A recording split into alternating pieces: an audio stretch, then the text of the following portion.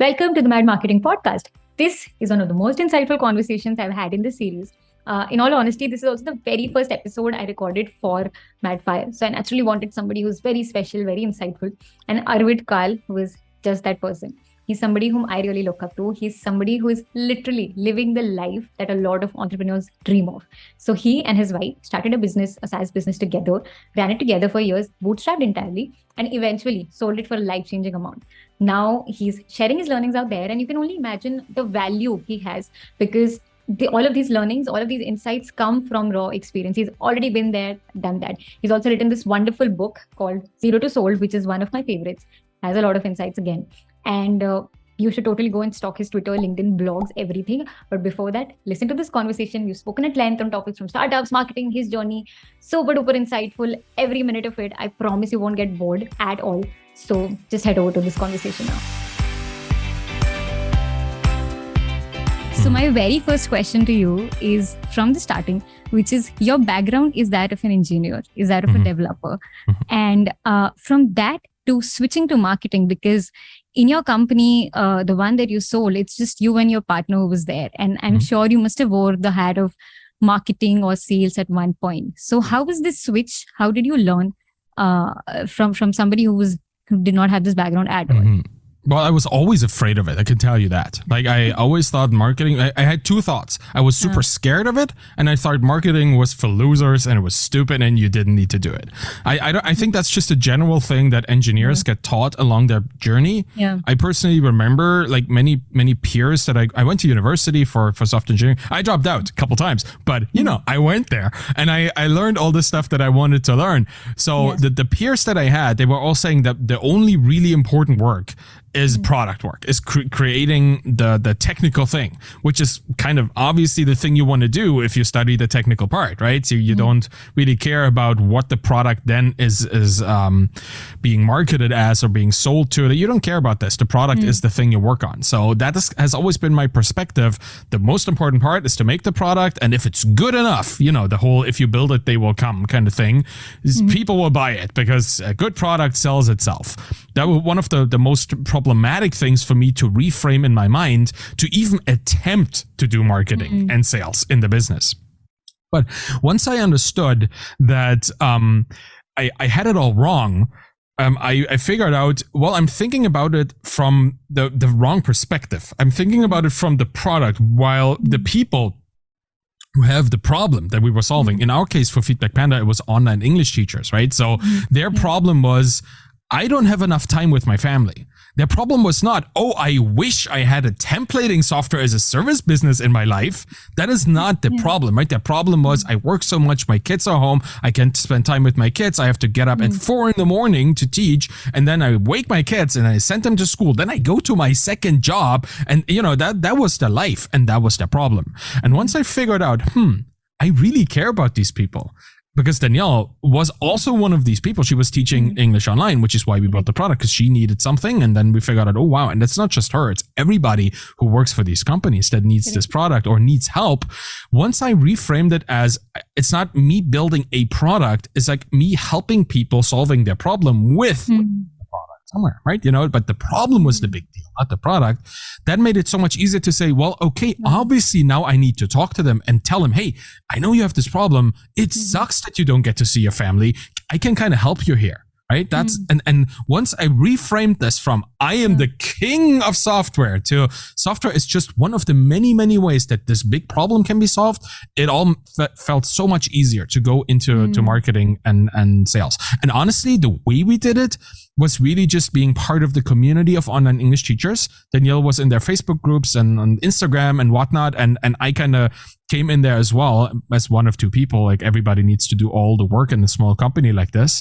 And we try to empower them as much as possible to be both have a communication channel with them all the time, have feedback cycles as short and as succinct as possible, and just chat with people in the community that we were serving. And knowing what they feel, knowing what they fear, knowing their problems and the things that they think about, they made it so much easier to talk to them, right? And I felt, and this is the end of my little monologue here, the moment I understood why I wanted to help them, Why? And that I wanted to serve and empower them to become better teachers and have more time for their family. It was extremely simple to talk to them about our product because I didn't need to make up things. I could just tell them, hey, this product will help you cut down time on this tedious task.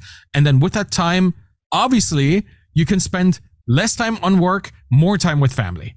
And that was the sale. It was very simple, even for a technical person like me, mostly because I understood why people needed help. That was really insightful because, and I actually have one more question over here. It's a parallel question because how you mentioned that no teacher would actually come to you and say, this is what I need. But on simultaneously, you also talk a lot about audience-driven approach for things. And there's this very famous Henry Ford quote which says that if he had asked people what they want, they would have said, we just want faster horses, and the cars would have never come up. That's so right. Where's the fine line between you actually talking to the customers and understanding what they want versus you putting yourself out there and saying, I know this is what they want, but this is what my product is going to be, which is not close to like what they directly say. So there's the fine line between asking the customers what they want versus delivering what you think they want. Oh, I love this because I love the quote because for two things. First off, supposedly Henry Ford never even said this. It's just attributed to him historically. There's a whole debate among scholars. It's hilarious. But what I like about this quote is that if you look at it and really look at all its parts, like people would have said they wanted faster horses. And in every kind of conversation that I usually have about this quote, people look at the horses. They say the horses, right? People don't know what they need. Nobody looks at the faster because the faster is the important part of the quote. People know what they want. They just don't know what shape it should take, but they know that there's a need for them to be faster, right? Or, like have like the same comfort as a horse, which I don't know if there is any, but they want something like a horse, but faster. And in their limited minds, and that's, I guess, why the quote works, it has to be a horse because they can't envision anything else. But if you want to do a kind of customer development, customer analysis, and you look at what people say, if they say they want faster horses, you should kind of focus on the faster part, not on the horse part.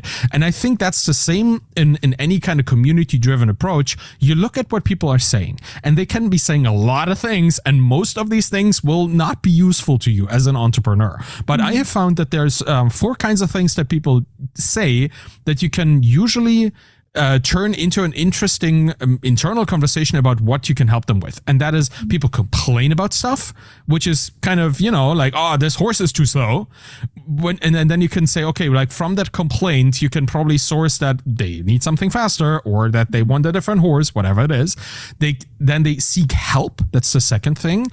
Can you help me make my horse faster? Right? If we stay with this weird example, that is usually an indicator that people already understand that they have a problem with the horse and that they need to fix it by doing something about it. I probably shouldn't use the horse, except I'm just going to stick with it because I like it. Like the horse. So we have complaint, which is kind of where the least knowledge is in. People don't know why things aren't working for them, but they know that something is wrong. Then they ask for help. They know that there is a problem. They just don't really know how to solve it. Then they ask for recommendations. That's the next level. So they know that there are solutions out there, right? They know that they have a problem. They know there are solutions. They're just looking for which one should I be interested in. So they look to their community to tell them what to do about this. And then the final one is they ask for alternatives to the solution that they're already using, which is kind of, I know there is a solution to this problem because I've been using this product. It just really sucks and it doesn't work for me. Is there something better out there? And all these 4 steps, like with each increasing level of knowledge, right, about the problem, about the solution space they're in, people will share information that can be useful to you as an entrepreneur. If you hear people ask for recommendations or alternatives, that usually means you just need to build something like this, but better. Because people already know what they need, or kind of they know what they have, and they know that they need something like it, just, different. And the further down you go in this hierarchy, the more you can be, inventive as an entrepreneur. If people have seek help, maybe you can find a new way to help them that existing solutions don't supply. Or you can find people who just complain and just give them a solution in the first place, which they thought was never possible. Let me go back to our example with Feedback Panda, because that's just a really good explanation of this process. In our community of online teachers, we had probably half of them that had a solution in place. They had they had built something out of Microsoft Word files, or even using Google Sheets collaboratively among teachers. Like, they were sharing templates for their student feedback, which is the part of the process, online teaching process, that we help them with. They already had something in place. It just wasn't really good. Google Sheets, free product. It's not meant for teachers. It's meant for calculations, essentially. And they were just like having shared access to one big file, and they would copy and paste and replace the name of the student and use it as feedback for the parents of the student. So it was a solution. It was just not a very good one. And they were looking for alternatives. And then there were people who didn't know about this, but they knew that something was existing in the community because other people said, oh, I did my feedback in 10 minutes. And there they were sitting, like, doing feedback for an hour. So there had to be a way, right? So they were solution aware. They just were not product aware. They were not aware of what the product was. And then another maybe 10% of the community, they didn't even know that you could do it any other way. They didn't even know that their feedback was something that shouldn't take as long. But the majority of our market was somewhere between solution and product aware. They knew there was something was going on, and they knew that people were using systems. They just didn't know how to do it themselves. And that's why we went with our product. Essentially, we built a paid version of a much more elaborate paid version of what people had already been doing in their Google Sheets solution. Right? We built a collaborative system that people could exchange templates with. I mean, it was AI assisted and had like all kinds of translations and stuff that a Google Sheet could never do. But there was a similar thing out there already. We just made it much better and charged for it. So that's kind of how you can source information from a community. You don't have to do exactly what they tell you. Back to the horse quote, right? You don't build a horse. Maybe we did build a faster horse. I don't really know. And because in a way, of course, the Ford quote is so powerful because Ford revolutionized the world. But if you build an indie SaaS, if you build a small lifestyle business, you don't necessarily need to revolutionize the world. Most indie businesses that do a little thing in a niche community or just a niche market, they still get to incredible amounts of like monthly recurring revenue. They find $20, $50, $80,000 monthly recurring revenue solving a very specific problem just a little bit better than everybody else for a very specific community. Honestly, if you build a faster horse, that is probably okay, because that means you can pay off your mortgage. You can, like all these little things. You don't need to be Elon Musk to be a successful entrepreneur. In fact, most people who are successful in entrepreneurship, they are not disruptors. They are iterators. They iterate on existing ideas, just making it all a little bit better. And now finally, when I was at university, one of the first days of studies, my professor talked to us about the production of knowledge, and they were saying like, here's a sphere, and that's all the knowledge that exists. Your job as an academic is to take a tiny pinprick, a little piece of grain of sand, and put that on top of that sphere somewhere. It doesn't matter. Like, the sphere is all of knowledge, and you go there where I don't know, I was a political science student at some point. You look into institutional stuff, or you look into the history of political science, political theory, and you pick that area and you add a little grain of salt or a little grain of sand. And then more people do that, and then the sphere of knowledge just increases in size slowly, and your contribution is a tiny little piece. But if everybody contributes, it just grows. And I feel entrepreneurship is very similar. You don't need to revolutionize every industry. Sometimes you just need to build something that allows people to be 10% more efficient. Because overall, if 10 people do something that makes people 10% more efficient, now we go into math joke territory, but it gets them, it turns out that it's a benefit for the whole of the economy if people just do something small that increases a tiny bit the efficiency of a small part of the population. So maybe you don't need to build anything but faster horses. Maybe faster horses is a good idea. Wow. I've always been struggling with, this answer. Where's the fine line? And I think today I found it that let's focus on the word faster, and also the other side of it, that maybe people actually need faster horses. That's pretty cool. Yeah, you always have the problem in entrepreneurship that everything is a risk, right? There is no clear answer to this. Where is the fine line? Well, the line moves every day, right? Like that maybe is the answer. The line is where it's at right now, and it won't be here tomorrow. So what you have to conceptualize, I feel, as an entrepreneur, is that every single day you're just like following the line. Some entrepreneurs get to push the line, right? Talking about these big figures, Ford, Musk, whatever their names might be, they push the boundary, they move the line. But most of us that serve a market that we care about, and that kind of harks back to what we talked about earlier, we don't need to change everything, because disruption is by its nature highly disruptive, right? Honestly, if I had built a tool that would have disrupted the life of these people that were buying our software, I'm not sure if I would have wanted that, because all they wanted was more time with their kids, right? And that's kind of that's the thing. They didn't want a new job. They didn't want a different job. They wanted to do this, but better. And that depends. That line is also completely different in this industry compared to the other industry. You will always have to find the line today, follow it, and see what you can do. That's maybe the best answer. Be adaptive and be responsive instead of thinking that you can find the line and it'll always be there, because it won't. Yeah. So nice. Love the insight over here. And I also love how you always put your experience and examples from there. Arvind, it's circling back to the question that I asked you earlier, which was your journey from software into marketing and how you used to perceive it. I am from a marketing background. And I'll tell you, we have a similar notion, like people in marketing have a similar notion about sales. Very similar. That's just talking to people, and that does not require so much scale as much as, it requires to be in marketing. And you've also very interestingly spoken about this, I think, in your book, where you mention that even as a founder and as a company, you need to know when you need to focus on marketing and when you need to focus on sales. Yes. And there can be a scenario where if you have a proper targeted marketing strategy, you probably don't even need to talk to a single customer.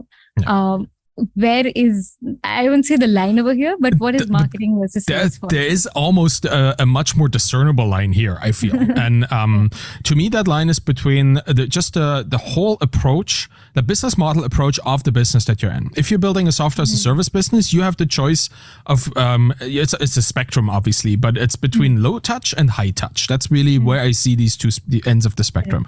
Low touch means you build a piece of software that is highly automated. Everything is automated, right? Like signing up, you just put in your name, you sign up, you get to the dashboard, whatever it is, you get to use it. Maybe there's a free trial, and then you put in your credit card information, you upgrade to the paid plan, and then you use the product, and you're going to use it for a couple of years. That's the idea of a low touch business. During no point have you ever talked to a human being. That's how Dropbox works, or that's how like Zoom, I guess, works like that too, right? All these tools that have millions of customers, sometimes billions of customers, WhatsApp, all these things that you never interact with anybody in the business. Low touch.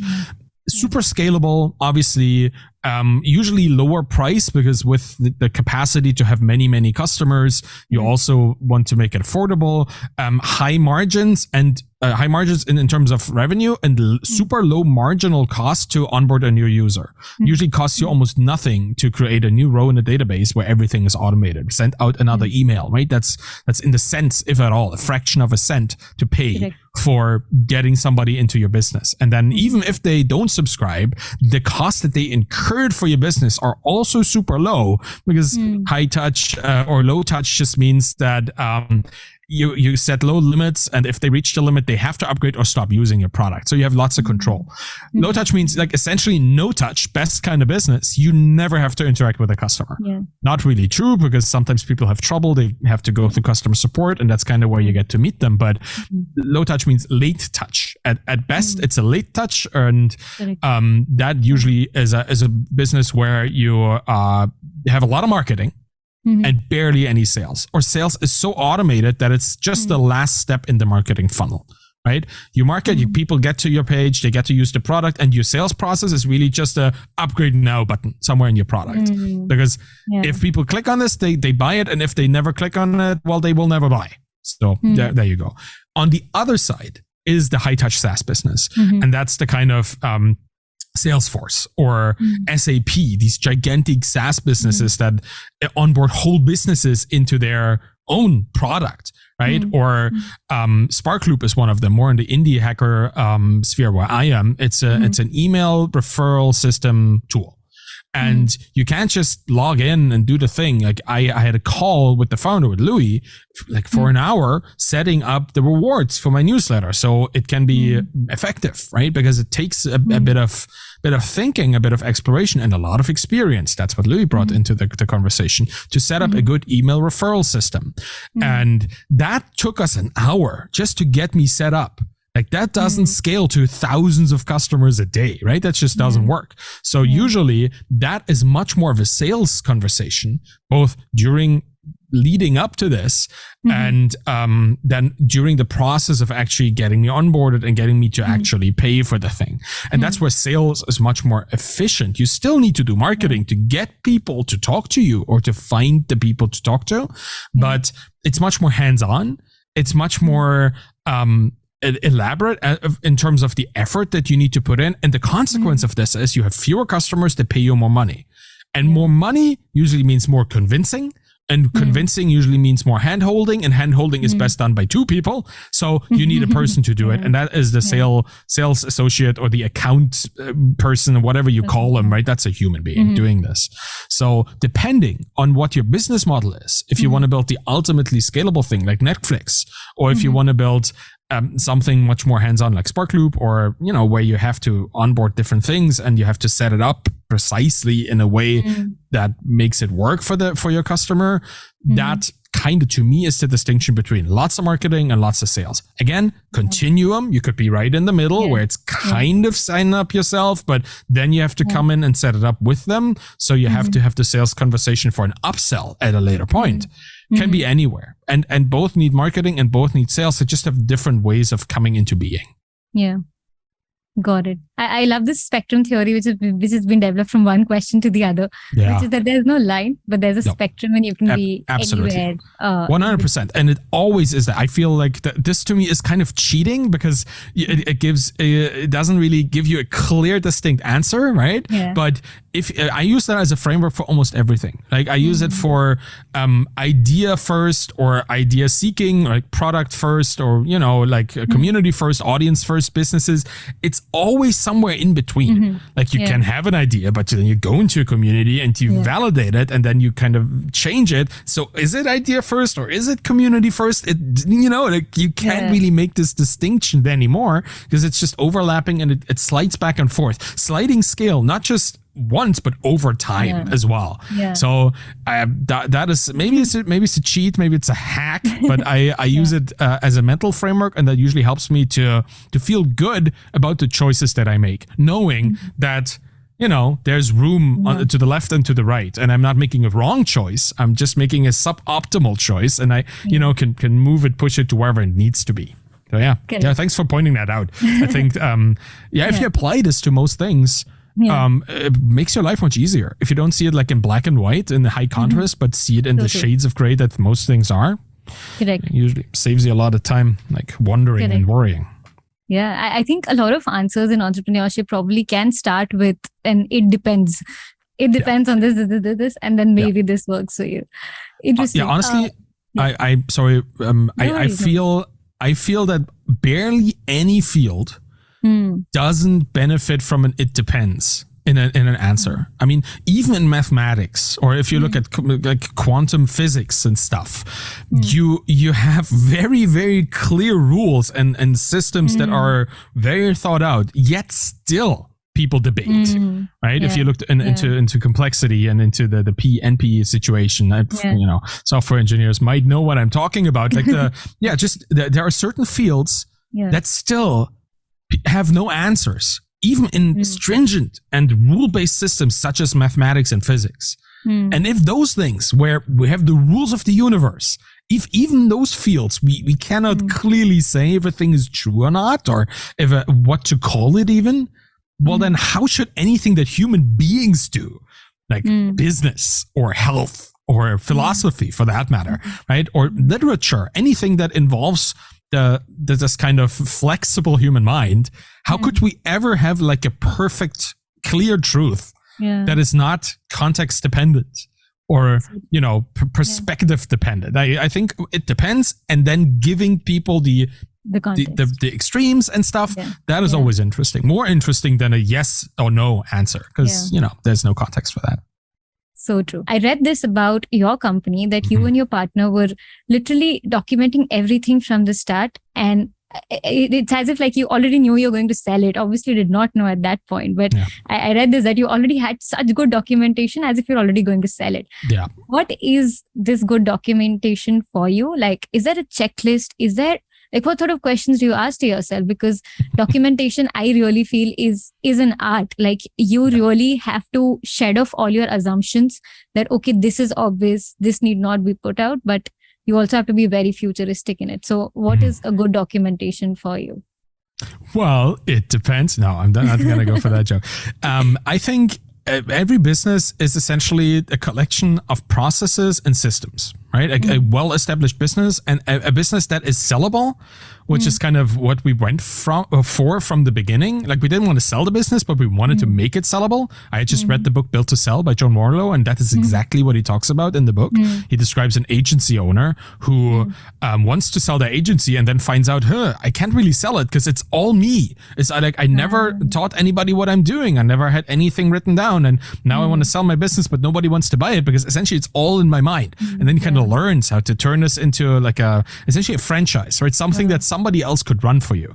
And that's the trick. The trick is to consider your business to be McDonald's, no matter what your business is. Think of it as McDonald's or Starbucks or Subway or whatever American weird franchise business you can imagine, or your local franchises, doesn't really matter. And consider how they work, how the franchise model works, because they have essentially an owner's manual for every business that they allow people to franchise. They hand over the manual and then they can run the whole business. Yeah. But that's genius, because that means that you could build this manual for yourself and then just be better at your job as the owner of your business. You don't need to sell your business. You just have a really good manual. And whenever somebody asks you a question in customer service, you go to page 428 and okay, I've answered this before. Here are the steps I need to take to help them. Or whenever you have to file your taxes, God forbid, you go to page 27 to page 270, apparently, because filing taxes is a lot of work. And you have to, exactly, okay, I collect these 5 items, put them into a zip file, send them to my tax advisor. You have the steps right there. First off, it's going to speed up the process because, okay, collect these 5 things. I can do that ahead of time if I need to, or I know exactly where to go. The links are right there because it's not like a piece of paper. It's probably a Notion document or a Google Doc or whatever it is, right? Something we can click on stuff and then something happens. So if you consider your business as if it were a franchise, and then you build an operations manual for your business as it is, then it might just as well be a franchise, right? And then you can sell it to somebody else to run it. So take a look at your processes, the things you do, and at your systems, the processes you've set up to work with each other, and then codify them.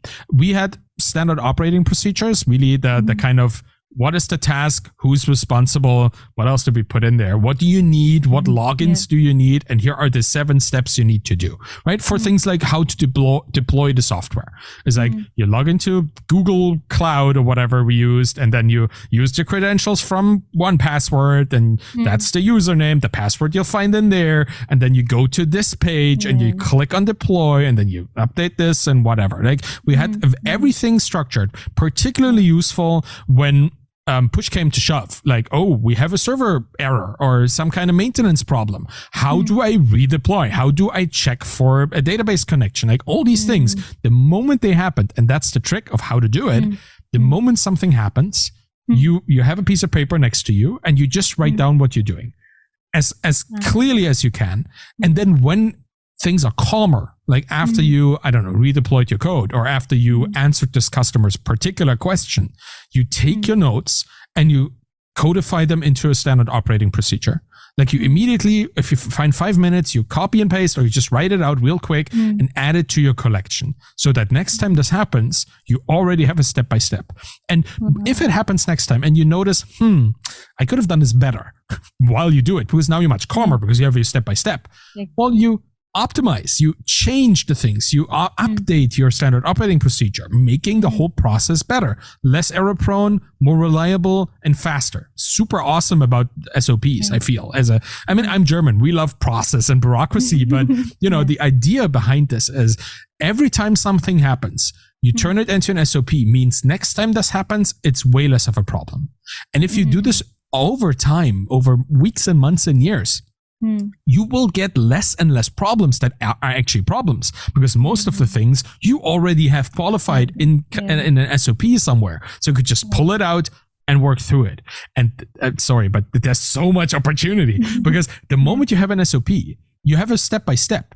And if those step-by-step things are anything you can automate, well, why wouldn't you? Right? So you now have this kind of process that you can put resources into to automate for future occurrences. Like, I don't know if technology wise, I don't want to go too much into detail, but if you have a process that needs to happen every month, like pulling information from your database for your taxes, you don't need to manually do this. If you can write a script to do it for you that runs every month. And if you know exactly what 10 steps you need to do to have the script do, well, then you implement them one step at a time, and then you run the script every month and you're done. What took you an hour is now a 10-second thing, right? That's how you optimize your business. And throughout this, over time, every single SOP gets highly optimized and your whole business gets highly optimized, making it run better and be more valuable, run with fewer people that need to do stuff. So it's more sleek, more agile in many ways. And all of these things are just synonyms for more sellable, right? More valuable means you get a better price and people want it more. You can have more competing bidders that drive up the price. All of this makes the business more sellable. And in the end, if you sell it, you more wealthy. And that was the idea. Why from the start, we started with documentation. Every time a customer came in, and that was one of the tricks, we used Intercom for our customer service channel. Every time a customer came with a new question, we would answer them as good as we could, take screenshots and document the process for ourselves, and then immediately turn it into a knowledge base article. And that knowledge base article, first off, we could then link to people if they had the problem again, but even better, Intercom automatically linked the article the next time a similar question came in. So we wouldn't even have to do anything. We would write the thing, Intercom would pull it up, people would do it, and then not speak to us anymore. Low touch. That's the trick behind documentation. It's not just for yourself. It's for your acquirer and for your customers and for yourself. I could talk about documentation all day, but I'm going to leave it here. It's really useful. And just imagine how cool your business would be if every single thing would be in a manual. It would also calm you down quite a lot as a founder, because whatever happens, there's something in there. And if there's not, we'll figure out a way and put it in there. And then the business just got better. Yeah. Wow. And Arvid, I noticed, and this is a word that you've been using a lot lately, which is about calm businesses. What exactly is a calm business? And this is a word you used in this answer a lot. So I really want to know from you, what exactly is a calm business? Well, I can give you an example. My life right now is very calm, right? I've been, ever since we sold the business, I sold Feedback Panda, back in 2019, like I said, Danielle and I, we moved from Germany to Canada, closer to family, more to the countryside, which itself is very calming. But I knew that I never wanted ever to work in a super high stakes, high pressure, high stress situation again. So I decided to build a media business under my complete control. I have no funding. I have no outside pressure. Everything I do goes into my own business, and I build my media brand, right? The Bootstrap Founder, my blog, my podcast, my newsletter, my whatever else, I don't even know. There's a lot of things happening, but they are happening at my pace under my supervision. So that's kind of what a self-funded business, a bootstrap business is all about, right? You have your own funds. Nobody tells you need to exit in 4 years. You just build the business at your own pace, in a sustainable way. Of course, you still need to grow, but you don't need the hockey stick kind of hyper growth thing. You just need to grow however is good for you. And for many software as a service founders, that means maybe growing 5% or 10% month over month, maybe just 20% over a year, doesn't really matter, right? If you're happy where you are and you're relaxed, then that's great. And the idea behind a calm business, particularly in the software as a service field, because that's what I know most about, is not that the business itself doesn't change. That's not what calm means. A calm business is a business that stays calm when things happen, right? If you have a problem in the business, somebody leaves, somebody quits. If the business is well structured and well documented, because everything they did is an SOP, well, okay, find somebody else, do it yourself for a couple of days, train a new person. It's all in there, right? There's no need to rush and run around in this headless chicken mode that some founders run around in because they don't know what to do. You don't need that. So a calm business is a prepared business, a well-structured business, a business that has goals and aspirations that align with the goals and aspirations of the founder. That's what calmness is about. And just for to be absolutely clear, there is a fund out there, called the Calm Company Fund, which is a business investing in software as a service businesses that run with this methodology. And I am invested in that fund. Right? Oh, wow. That's kind of where I take it, because I really like it. It used to be called Earnest Capital. Now it's called the Calm Company Fund, which I find is a much better name because it really describes what they do. Right? They invest in businesses that they probably would have invested in Feedback Panda if we hadn't already sold it at that point, because they it's kind of a bootstrapper aligned way of funding. And I'm not doing this as an advertisement. I really just want to explain what it is, because you have venture capital and you have no capital. These are the kind of the big things, right? Bootstrap your whole thing or get millions of dollars and try to become the unicorn.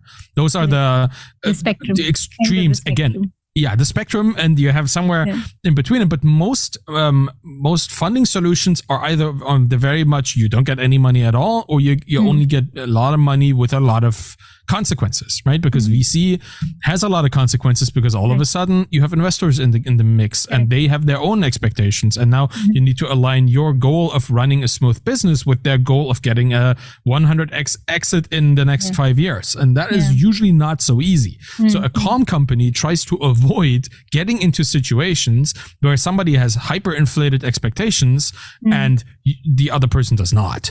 And I know calm business can really mean anything, but in the SaaS specific world, it means you probably a low touch SaaS business, something that when one customer quits or one client quits, it doesn't disrupt the whole thing, right? If you look at high touch, imagine you have a high touch SaaS business and you have 5 big customers. You have like BMW, Audi, Mercedes. You have all the German cars for some reason, because you supply them with, I don't know, navigational software tools or something.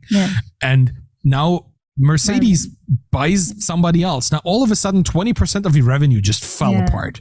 That's a problem, right? And if you want to run a calm business, you probably want to have a couple thousand customers where if one quits, that's just regular churn. Let's just do more marketing and find more people, right? Like, let's just keep doing the work that we do and have a constant stream of people coming in. And there will always be some people who churn, right? There's avoidable churn, the stuff that you can prevent by doing better business, really, by providing a better product or not selling to the wrong people in the first place. And then there's structural churn. Every industry has people who go, who stop working or who change industry, right? They stop too. But churn is always something you have to deal with. And in a low touch business, churn is always baked into your calculation, right? You try to keep retention as high as possible and churn as low as possible, because retention plus churn is 100%. That's really the math there. So the more you can retain customers, the better, but there will always be some who quit. Fine. If it's just one, didn't make a dent, right? So that's what a calm business does. And equally, a calm business is also very likely not an idea first business, not a highly disruptive, I'm going to change the world kind of business, but okay, let's iterate on an existing problem that has a validated market where there are a guaranteed amount of customers because they already pay for the other thing. With a validated problem because they already pay for the other thing, right? They already try to find a solution for their problem, and they pay this weird company that has a product that looks like it's from the 90s, but they still pay for it. And then there's a validated solution because, again, there is a product out there that people already use. May not be perfect, but it's good enough and I can make something better. So this kind of validation first approach plus low touch plus no funding that expects you to go to the moon, that's a calm business.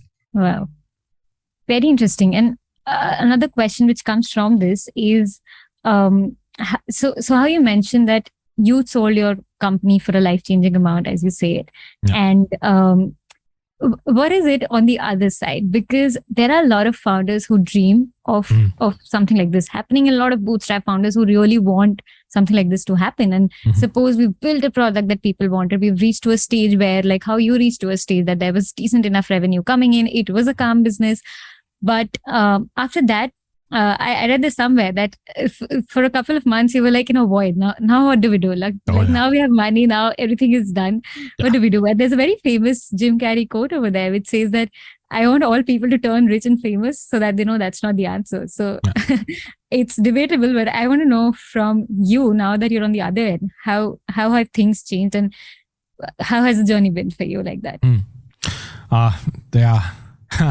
It's been great and it's been horrible at the same time. I can very much understand the Jim Carrey quote. It's not that I'm famous at this point. I mean, I have a couple followers somewhere, but I honestly, I don't want to be famous. I don't want to be famous. I don't want to be Jim Carrey famous ever. I don't want I don't think that is an aspiration that anybody sane should have. There's this really interesting article by Tim Ferriss about fame and the consequences. Like, he now travels under a different name so that he doesn't get abducted at the airport.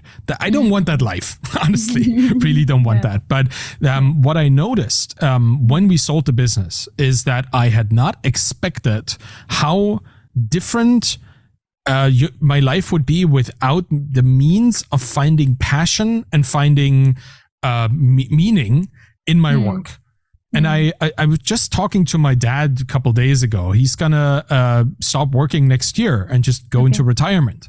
And I told him, I hope you have something prepared, because when I had my little mini retirement, which is selling the business, I fell into the void. I didn't know what to do. It took me quite a while to figure out that online gaming is not the answer.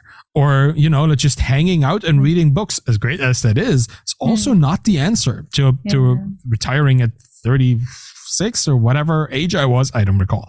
35, around that. So just because you have money doesn't change your life at all. Like, you can buy a lot of things if you want to, but the reason why you get up in the morning is not your bank account, at least not for me.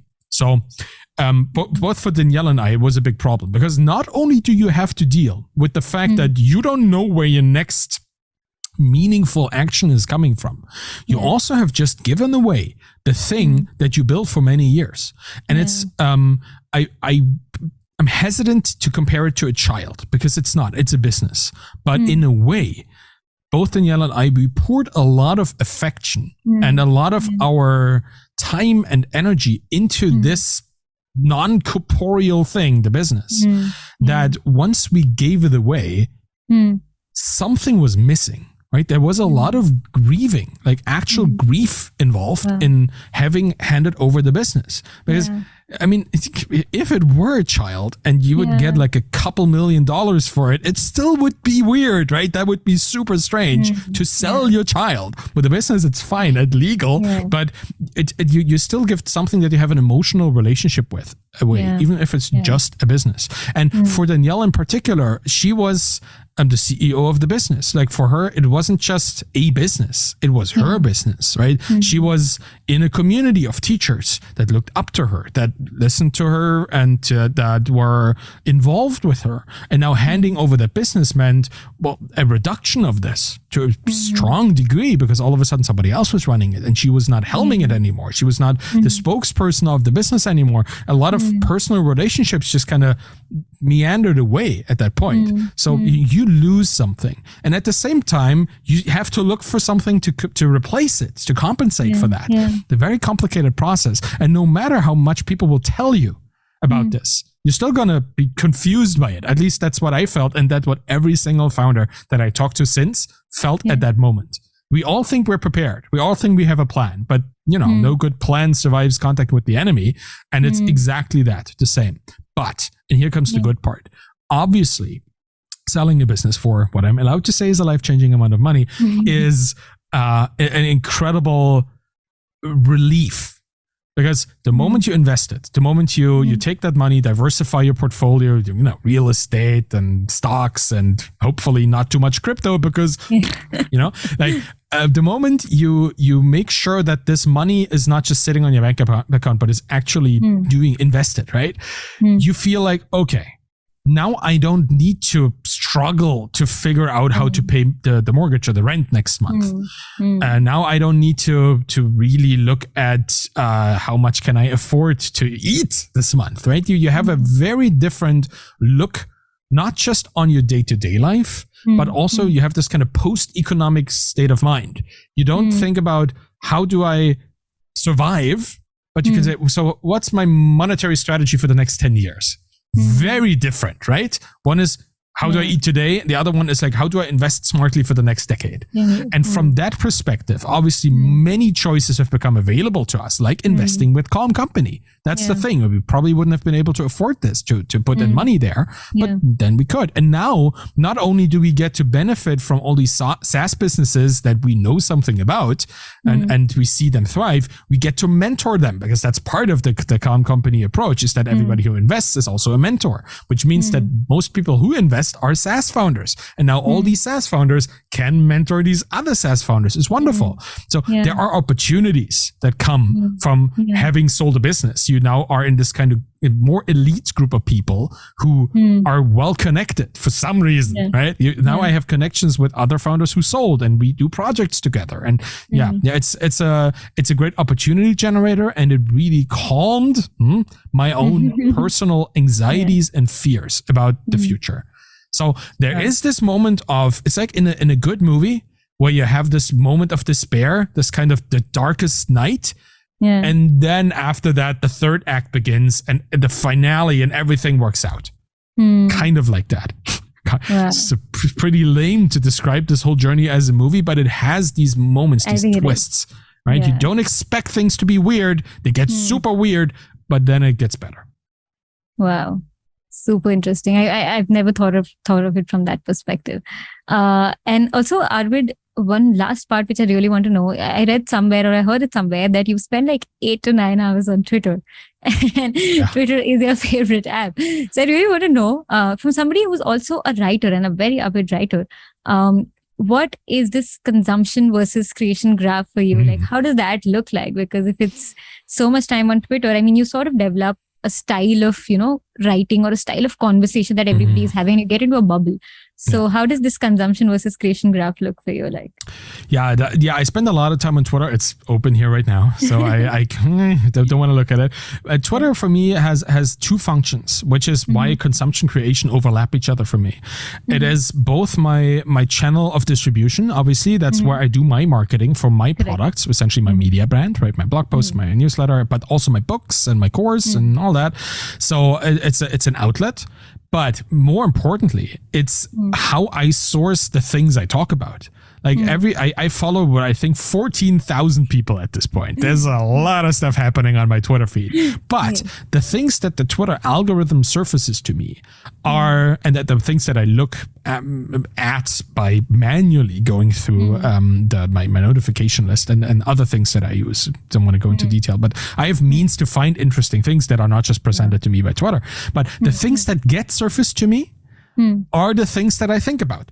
So when I spend a lot of time on Twitter, I also spend a lot of time in my community. And from within my community, I learn about the problems that they have. I learn about the questions. Again, complaints, seeking help, asking for recommendations, asking for alternatives. All of these 4 things I constantly do on Twitter. But I don't do problem discovery to build a product. My product is a blog post or a newsletter episode or a podcast.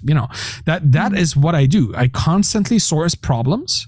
And my solution to them is to write about it, share my experience, get other people's experience, and invite somebody into the conversation or open it up to a bigger audience. Whatever I can do, I try to solve it by writing or by engaging the community. So my creation is on Twitter, within Twitter, through Twitter, and for Twitter. There's a lot of Twitter involved. Yes. for writing, it is also a great place to experiment, because whenever I have a conversation with somebody on Twitter, somebody asks a question, I give them a reply, and then we have this conversation that comes out of it. This is a good blueprint for an article. Because I write about something, they ask me a clarifying question. I clarify it, and all of a sudden I have a topic that people apparently seek clarification for, right? So everything I do in terms of engagement on Twitter is both a means for people to find more about me and learn what I've written before, maybe find my books, maybe find my course, don't really care, just want to have a conversation. But it's nice if there is this consequence. So it's marketing, but it's also at the same time product work, because I'm constantly sourcing ideas, concepts and things to write about. I have a list in a Notion document that is at this point probably 400 lines of just topics that I could be talking about. Oh, wow. So that's the next 8 years of content. And it probably, obviously there will be more. You never run out of ideas if you have an incoming stream of information. Wow. There are days, right? I have a routine. I write my articles Monday, Tuesday. I record and do the whole production Wednesday, Thursday, and every Friday, the newsletter, the podcast, and all of this goes out. That's my weekly routine. Wow. On the weekend, I pet my dog and I have a good time with my family. 9 to 5, but my 9 to 5. Because when I wake up at any point. I don't have an alarm. I choose to do this whenever I feel like it, but I have a structure in the week. So Monday and Tuesday are probably the days that I'm on Twitter the fewest in terms of the amount of times I engage with the platform. I still try to go en bloc. So I spend like half an hour in the morning, maybe half an hour at noon, and half an hour in the evening. So I can really be there, be present. But the other times in between, the 4 hours in between these things, I really focus on writing. So I time block significantly. And then there are days like Friday where I just hang out, play some World of Warcraft, play some Twitter. I just have a more creative, open mind day on that.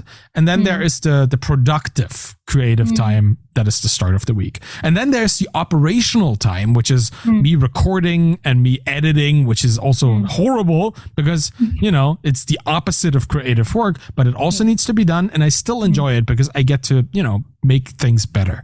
So all of this depends on the day and the thing that I'm doing that will inform how much I am on Twitter, but I always use it as a means to source and market. Wow.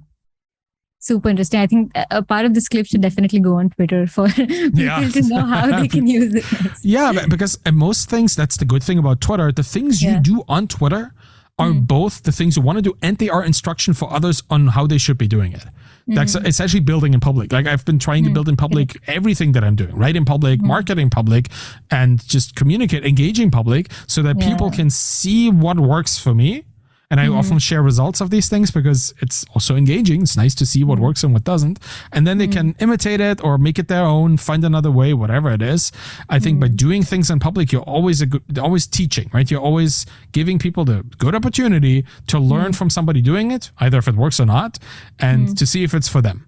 So, which is why I highly recommend building in public as a means to building a business, because it's great to instruct while you engage. Got it. Super, Arvid. I think it didn't feel like it was just 60 minutes of conversation. There was so much I learned. There are tons of notes that I want to make, and I want to reuse this conversation to make all these notes. And I think I can put a full Twitter thread or a book on this conversation. Well, I'd like that. I'll do it. Okay. I'll do it. I know for a person who spends 8 hours on Twitter, this is a must. Nice. But thank you so much for your time. Thank you so much for sharing those insights. I learned a lot from this. No, absolutely. Thank you for having this wonderful conversation. It was really nice. Really had a great time. Thank you. Thank you. If you reached this part of the episode, I am so glad. I'm sure you must have learned a lot. Please let me know in the comments because that will tell me and my team that we're doing a decent job. Please do stalk Arvid everywhere. I hope you followed him over Twitter and LinkedIn. And I hope you've checked the pinned comment in this video because you should also stalk us and see what we're doing at Madfire. That is it. In the next episode, we have the Madfire round where I've asked Arvid about his favorite book, his favorite quote, a productivity hack he wants to share, and you know how Madfire round is. So wait for that in the next episode.